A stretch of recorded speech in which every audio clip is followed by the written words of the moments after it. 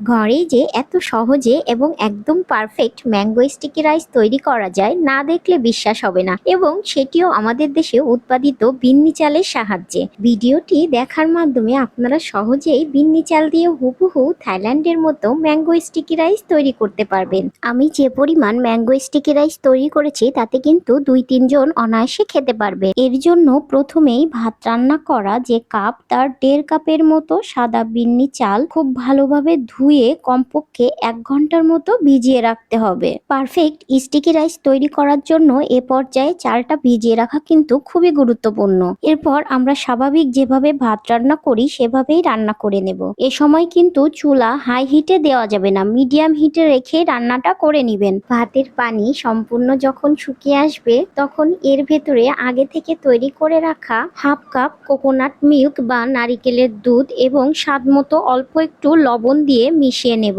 এবং ঢাকনার মুখ বন্ধ করে দমে রেখে দিব কমপক্ষে 15 মিনিটের জন্য। ব্যাস তৈরি হয়ে গেল আপনার পারফেক্ট স্টিকি রাইস।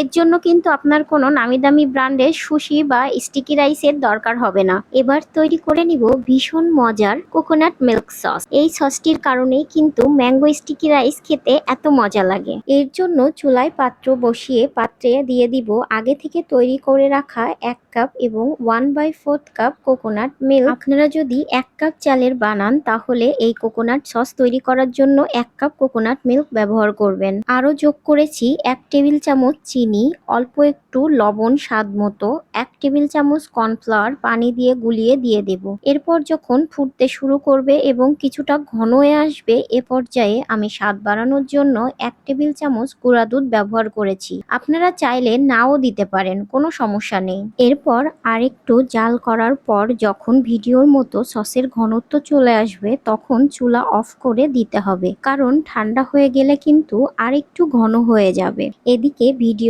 দেখতেই পাচ্ছেন আমার স্টিকি রাইস কতটা পারফেক্ট হয়েছে। আমি দেখার সৌন্দর্যের জন্য ভাতটাকে এভাবে সাজিয়ে নিয়েছি, এবং যেহেতু ম্যাঙ্গো স্টিকি রাইস পাকা আম তো অবশ্যই লাগবে, এজন্য আমগুলোকে এমন কুচি কুচি করে কেটে চারপাশে সাজিয়ে নিয়েছি। স্টিকি রাইসের উপরে সেই আগে থেকে তৈরি করে রাখা কোকোনাট মিল্ক সসটা ঢেলে দিয়ে এর উপরে অল্প একটু তিল দিয়ে ডেকোরেশন করলেই কিন্তু রেডি হয়ে যাবে আপনার পারফেক্ট ম্যাঙ্গো স্টিকি রাইস। ভিডিওটি ভালো লাগলে পেজে লাইক দিয়ে পাশে থাকবেন। ধন্যবাদ।